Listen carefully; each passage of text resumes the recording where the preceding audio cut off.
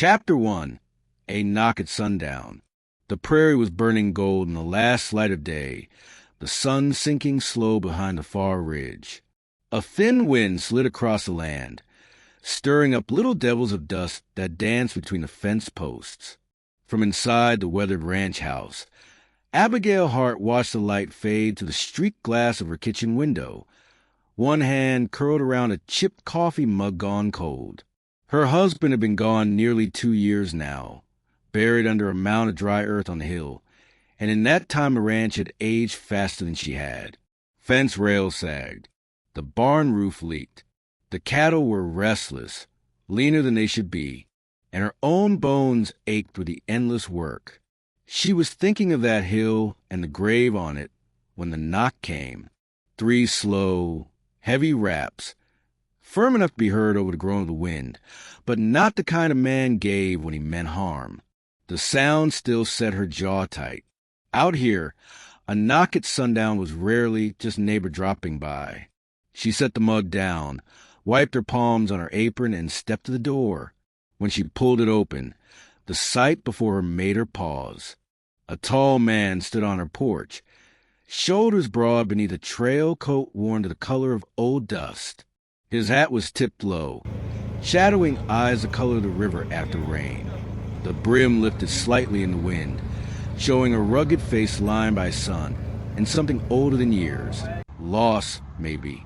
A rifle was slung across his back, and the spurs at his heels gave a faint metallic chime as he shifted. "I was told you needed a rancher," he said, voice low, carrying that slow, deliberate drawl that seemed carved from the land itself. For a heartbeat, she didn't answer, because behind him, half hidden in the length of his coat, stood a little girl, barely 8, maybe 9. Her hair was tangled, the color of wheat after harvest, and her small hands clutched a worn satchel to her chest. Big eyes peeked up at Abigail from beneath the brim of a floppy bonnet, eyes full of watchfulness and wariness. Abigail's fingers tightened around the doorframe. "And who might you be?" "Cole Mercer," the man replied, touching the brim of his hat in a half salute. "This here's Lily." He rested a protective hand on the girl's shoulder. "We're looking for a place to set for a while. I can work, fix fences, break horses, whatever you need."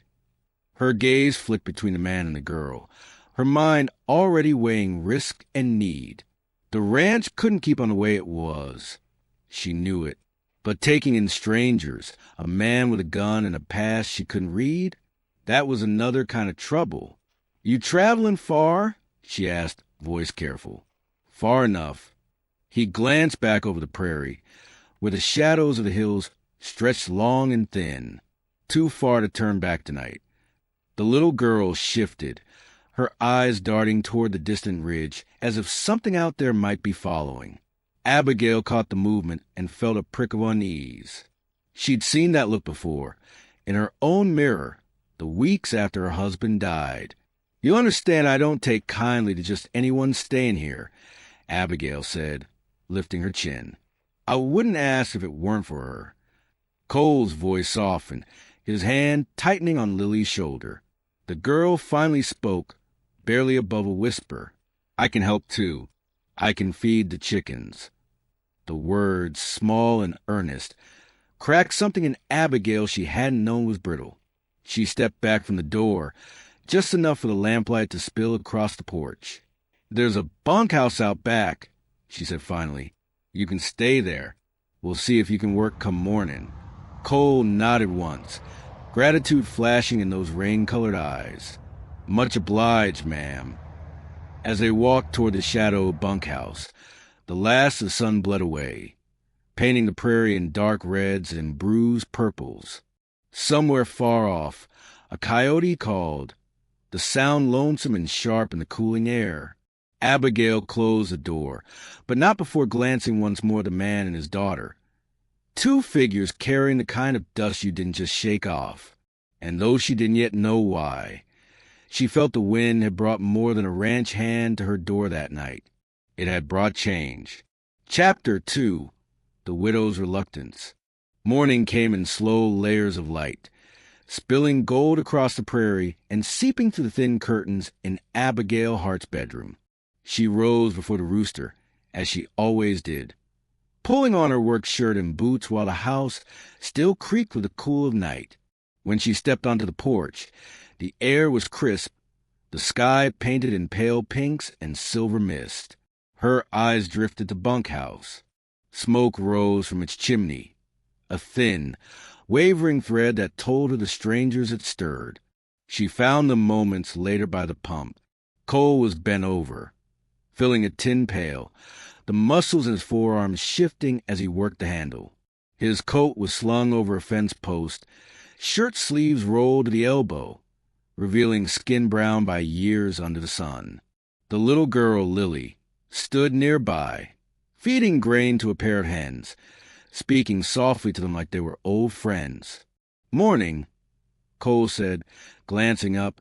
His voice was steady, though his eyes searched hers, measuring her mood. Abigail crossed her arms. "If you're staying, you'd best know this ain't charity. I can't afford to feed mouths that don't pull their weight." A corner of his mouth lifted. Not quite a smile. "Wouldn't be here if I wasn't ready to work." Her gaze flicked to Lily.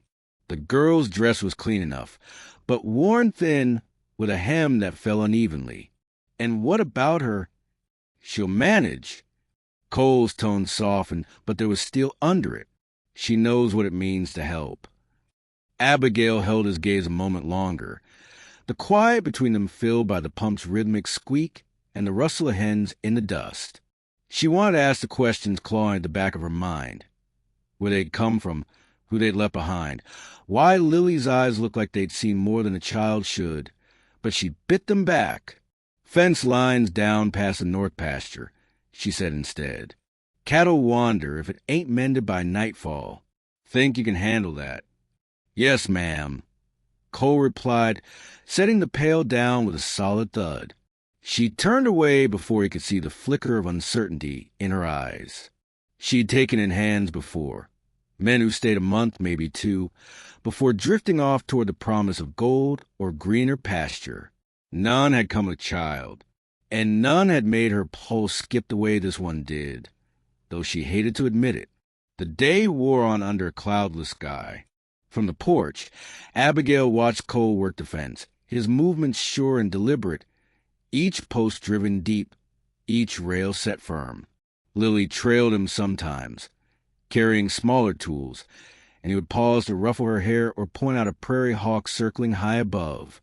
There was a quiet ease between them that spoke of a bond forged in something harder than everyday life.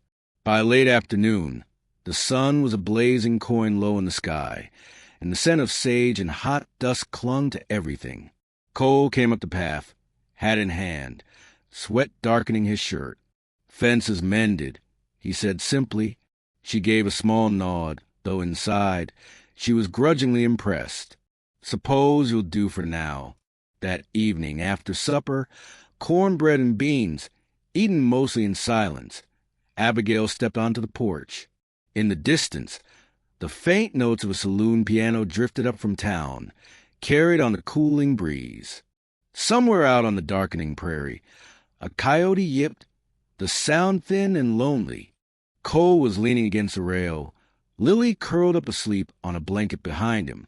The lamplight from inside caught the planes of his face, the line of his jaw, the way his eyes softened when he glanced at his daughter.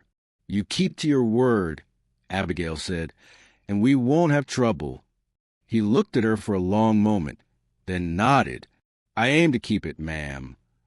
But as she turned to go inside, she felt it, that pull again, quiet but steady, like the draw of the horizon on a drifting rider. And though she told herself she'd keep her distance, some part of her already knew it wouldn't be so simple. Chapter 3, Dust, Sweat, and Quiet Glances. The days that followed settled into a rhythm, one Abigail didn't expect and certainly hadn't invited, yet found herself watching unfold all the same. The mornings came with that wide prairie light spilling over the hills, casting everything in gold and shadow. Cole was always up before her, already working by the time she stepped onto the porch with her coffee. She'd find him out in the pasture, sleeves rolled high, hammer in hand, or bent over the watering trough, his broad shoulders moving in steady rhythm. The man worked like he belonged to the land. That morning, she stood on the porch longer than usual, the wind tugging at the hem of her skirt, watching him wrestle with the black stallion she'd near given up on breaking. The animal was all muscle and fury, hooves striking at the dirt, nostrils flaring. Cole's voice was low but firm, and though the horse fought him, there was no fear in his movements, just patience. A rare thing out here, where men were more apt to reach for a whip than an open hand. From the corner of her eye, she caught Lily sitting on the fence rail, legs swinging, chin resting in her hands, as she watched her father with quiet pride. "You trust him not to get thrown?"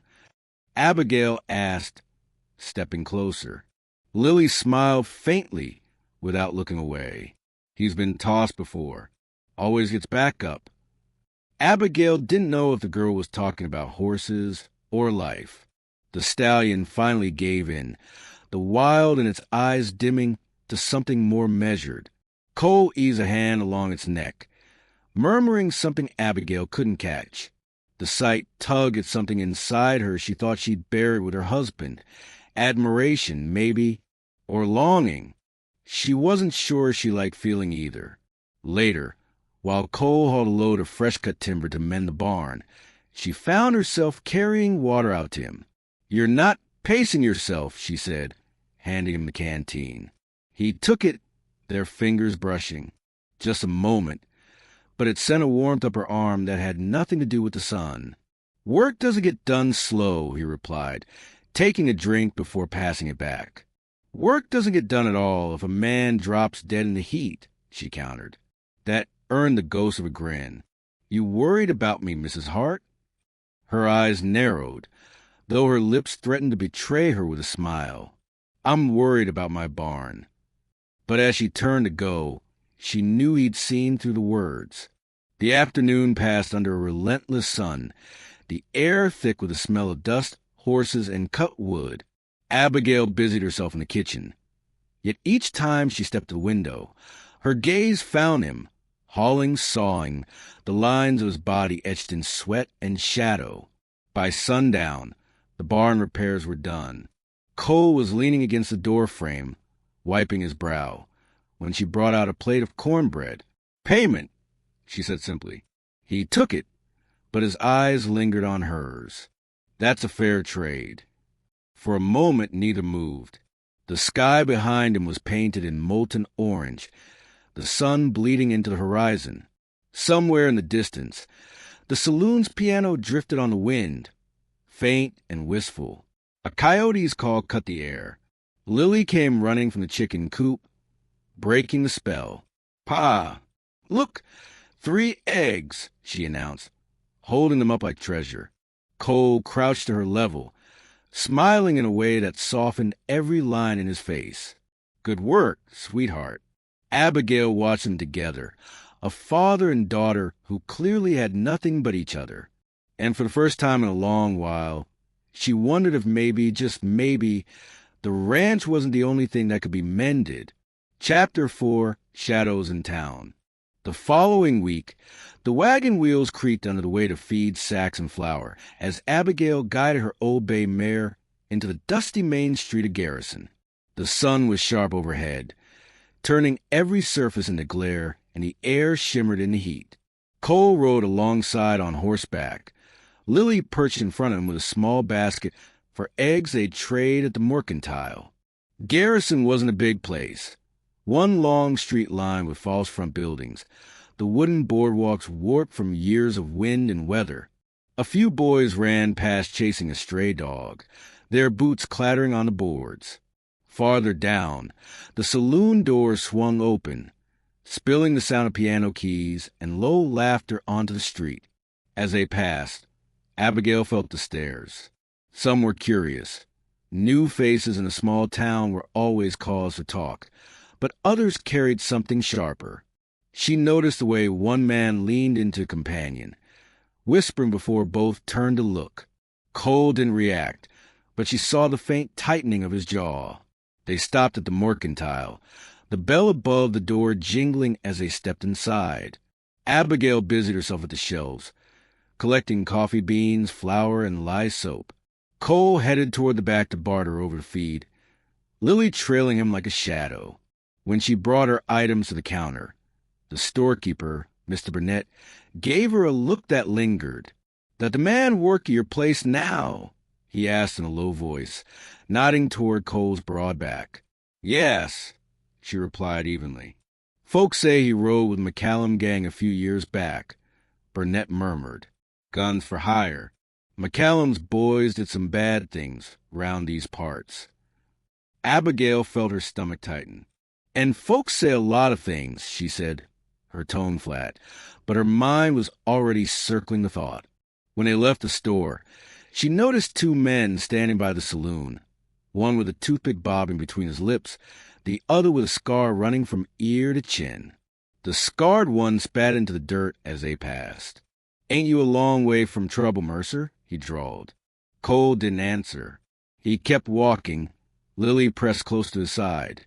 But Abigail saw the way his hand brushed the edge of his coat, close to where his revolver rested. Back at the wagon, she turned to him. "Care to explain that?" "Explain what?" "Why half the men in town look at you like they'd rather see you on a rope." His eyes met hers then, steady, but carrying a weight she could feel. "I've made mistakes, Mrs. Hart. Rode with the wrong men. Did things I'm not proud of." He glanced down at Lily, who was climbing into the wagon. "But I walked away. For her." The words hung there between them, heavy and unadorned.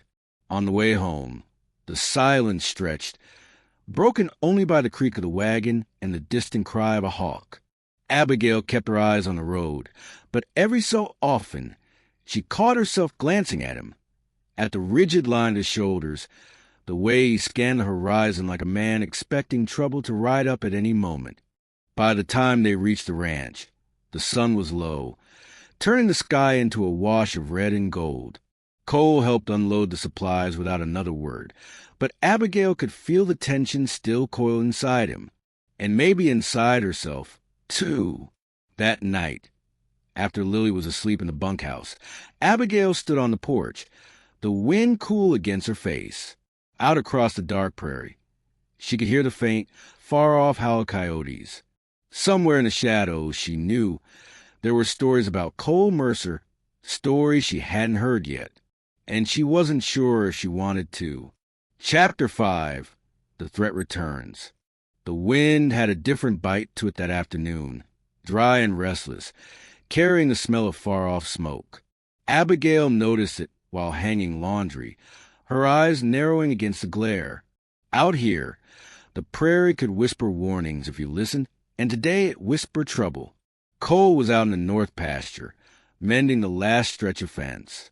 Lily chased the chickens near the coop, her laughter drifting in the air like the faint jingle of a wind chime. It should have been a peaceful scene. But then Abigail saw the dust trail. Far to the west, a single rider was cutting across the land, his horse moving fast and hard. She straightened, heart thudding against her ribs. By the time the rider reached the yard, Cole was already there, a hammer still in his hand, his stance taut and ready. The man swung down from his saddle, lean, sunburned, with eyes that looked like they'd seen too much and liked it. His hat brim was low, but Abigail could see the crooked smile beneath it. "Mercer," the rider called, voice rough from the trail. "Heard you were laying low. Thought I'd pay a visit." Cole didn't move. "What do you want, Finch?" The man's gaze flicked toward Abigail, lingering just long enough to make her skin crawl, before coming back to Cole. "Word is, the McCallum boys ain't too pleased you walked away. They been talking about settling old scores." Lily had stopped laughing. She stood by the coop, eyes wide, clutching a wooden egg she'd been playing with. "I'm not with them anymore," Cole said, his voice low and steady. Finch grinned without humor. "That don't matter. They're heading this way. Could be tomorrow. Could be tonight. He stepped closer. Thought you want the courtesy of knowing before they burned you out. Abigail's stomach nodded. Burned you out? She repeated, her voice sharp. Cole glanced her way, and in his eyes she saw the truth. He'd been expecting this. Maybe from the moment he knocked on her door. They're after me, Cole said plainly, not you. That won't matter if they ride onto my land. She shot back. Finch swung back into his saddle. Good luck, Mercer, he said, tugging the brim of his hat. You're going to need it. With that, he spurred his horse and vanished into the horizon, the dust from his trail curling in the dying light. For a long moment, silence hung heavy. Only the creak of the barn door in the wind and the distant call of a crow broke it. Finally, Cole turned to her. You should send me and Lily on our way. Abigail squared her shoulders. I don't send people off to be hunted down like animals. And this is my land. If trouble comes, I face it head on. He studied her, something unreadable in his expression. Then, with a slow nod, he said, If you're staying, you'd best be ready. That evening, as the sun melted into the horizon, Cole laid out a rifle on the porch rail and began showing her how to use it. His hands were steady on hers, his breath warm against her ear as he adjusted her aim toward the fence post. Keep both eyes open, he murmured. The shot cracked through the still air, sending a hawk wheeling up from the grass. Abigail's pulse was pounding, but she didn't flinch. Cole's lips curved in something like approval. Not bad. In the fading light, with danger riding closer by the hour, they stood together, two people who had no choice but to trust each other now. The scent of gunpowder hung between them, sharp and metallic, and somewhere beyond the hills, the coyotes began to sing. Chapter 6, Gunfire Under the Red Sky. The sky was on fire, not with flames yet, but with the deep, bloody red of sunset, bleeding into bruised purple on the far horizon. The air felt tight, heavy, like the land itself was holding its breath. Abigail stood on the porch with a rifle cradled in her arms, eyes sweeping the hills. Cole had been gone most of the afternoon, checking the pastures, scanning for any sign of movement. Now he came up the path at a fast clip, his horse lathered and restless. They're close, he said without preamble, swinging down from the saddle. 3, maybe 4 riders. They'll hit before full dark. Abigail swallowed, her grip on the rifle tightening. Lily, in the root cellar, Cole said, his voice low but urgent. Told her to stay put until one of us comes for her. He moved quickly, securing the barn doors, pulling the wagon in tight to the porch to use as cover. Abigail followed his lead, her heart pounding so hard she could feel it in her fingertips. The first rider appeared on the ridge just as the sun kissed the horizon, his silhouette black against the burning sky. Then 2 more emerged, and a 4th. They came down fast, hoofs thundering over dry earth, the sound rattling through Abigail's bones. Cole crouched behind the wagon, revolver in hand. When they get close, aim for the one on the left. He'll be the quickest. The riders fanned out, whooping and firing warning shots into the air. Bullets hissed into the dirt near the porch. Abigail steadied her aim, the rifle stock firm against her shoulder. Cole's voice cut through the noise, calm, deliberate. Breathe now. She squeezed the trigger. The crack of the shot rolled across the yard. One rider jerked in the saddle, his horse veering sharply before bolting. The others shouted, returning fire. Splinters flew from the porch rail. Cole's revolver barked twice, and another man tumbled into the dust. The remaining 2 pressed harder, spurring their mounts into the yard. One swung down, charging for the porch. Abigail dropped the rifle, snatched the shotgun propped against the doorframe, and fired. The blast echoed in her ears, the man spinning backward into the dirt. The last rider wheeled his horse toward the barn, maybe hoping to set a light. Cole was faster. He crossed the yard in 3 long strides, tackling the man clean out of the saddle. The 2 hit the ground hard, grappling in the dust. Abigail's breath caught as she saw the flash of a knife. She raised a shotgun but couldn't fire, not with them tangled so close. Then Cole got the upper hand, slamming the man's wrist into the hard-packed earth until the blade fell. One punch, then another, and the fight went out a rustler. Cole shoved him away, chest heaving, dust and blood streaking his face. The yard fell silent except for the restless snore of the horses and the rasp of their breathing. The sun was gone now, the first stars just beginning to pierce the darkening sky. Abigail lowered the shotgun, her hands trembling now that it was over. Cole crossed back to her, his eyes sweeping over her as if checking for wounds. "You all right?" he asked. She nodded, though her throat felt tight. "You?" "I've been worse," he said with a faint, crooked grin.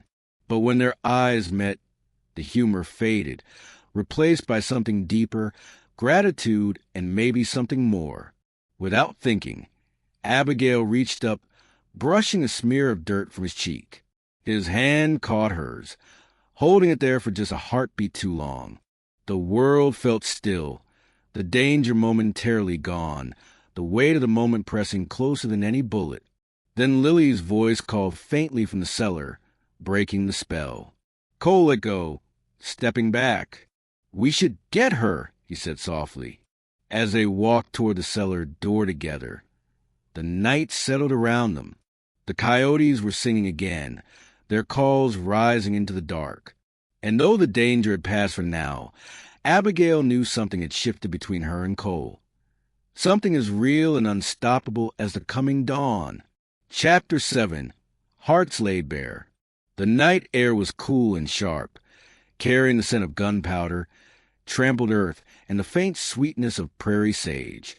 The bodies of the rustlers had been dragged to the edge of property for the sheriff to collect in the morning, their horses tied to the corral.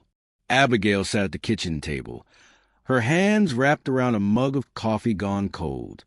The lamplight painted her skin in warm gold, but her eyes were shadowed, her mind replaying the gunfire, the rush of fear, the way Cole had thrown himself into the fight without hesitation.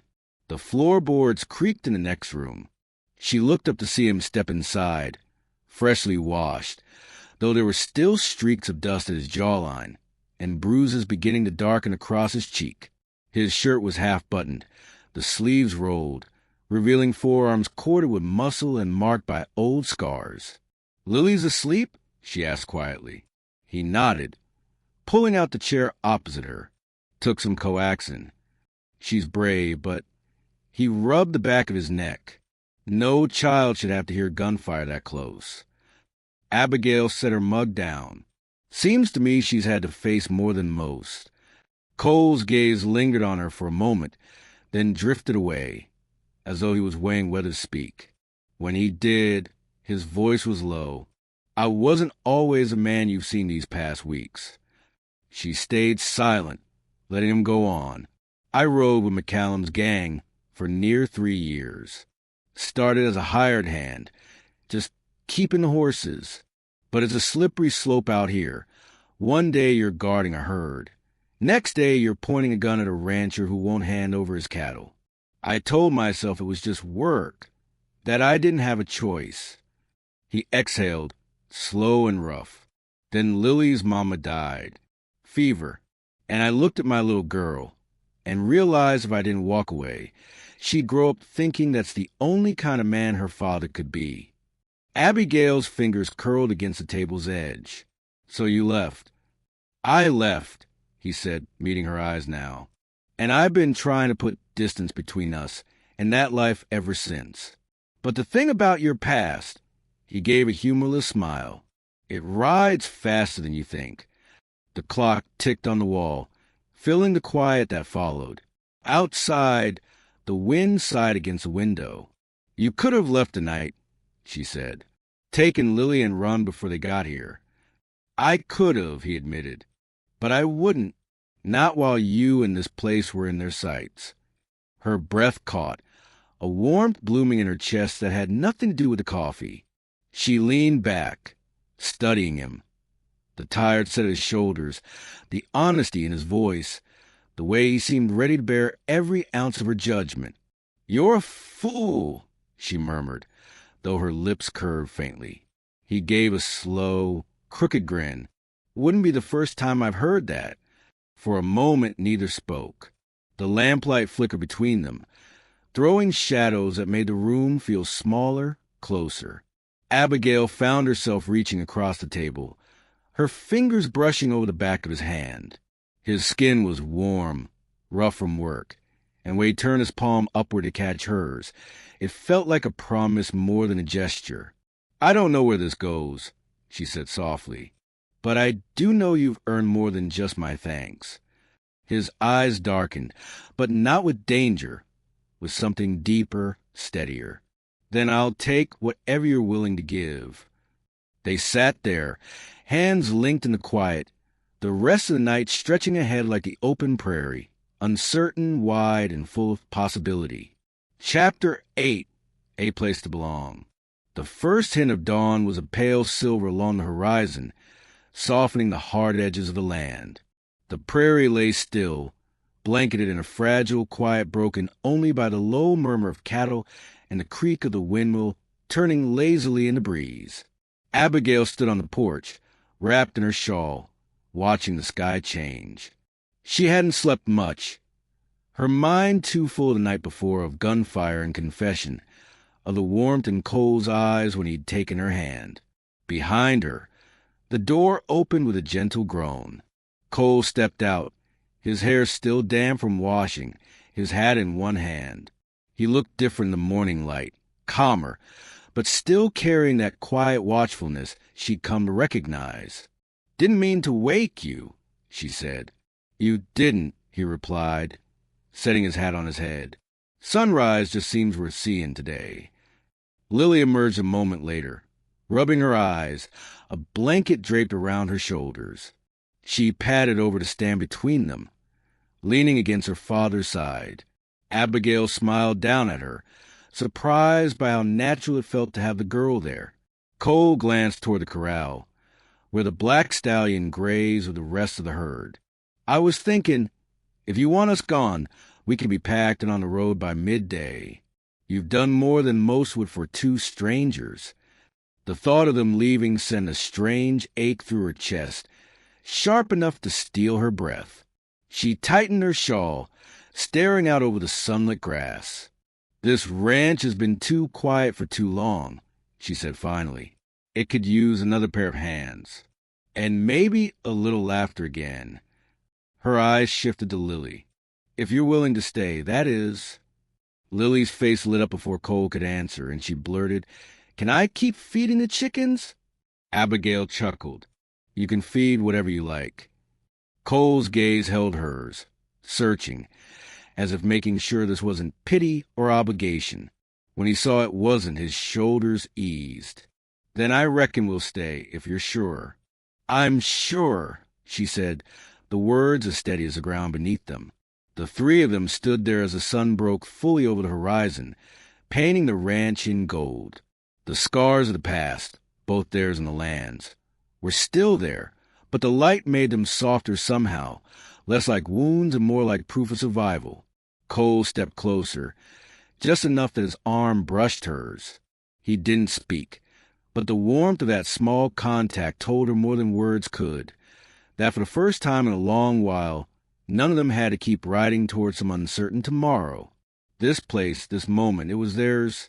And as the morning breeze carried the scent of sage and fresh earth, Abigail realized the prairie didn't feel quite so lonely anymore. The sun was sinking low, spilling molten gold across the open plains. Long shadows stretched over the ranch, the air warm with the smell of sagebrush and summer dust. Somewhere far off, the faint notes of saloon piano floated on the wind, mixing with the steady rhythm of horses in the corral. Abigail stood by the fence, watching the black stallion graze, his wildness finally gentled. Cole came up beside her, his spurs giving a soft chime, his hat tipped low against the glow. "It's quiet," she said, her voice almost lost in the breeze. He glanced at her, a slow smile tugging at the corner of his mouth. For the first time in a long while, it's the kind of quiet I want to keep. They stood there for a moment, the wind catching strand of her hair, the world holding still. Then he reached for her hand, rough and warm against her palm. "I came here looking for a place to work," he said softly. "Found something worth staying for." Her eyes met his, steady and certain. "Then stay, not as my ranch hand, but as my partner." He leaned in, the brim of his hat brushing hers, and kissed her slow, the sky behind them burning into night. When they pulled back, the last light caught his eyes. "Looks like we both found where we belong." Hand in hand, they turned toward the house, the prairie stretching endless and open before them.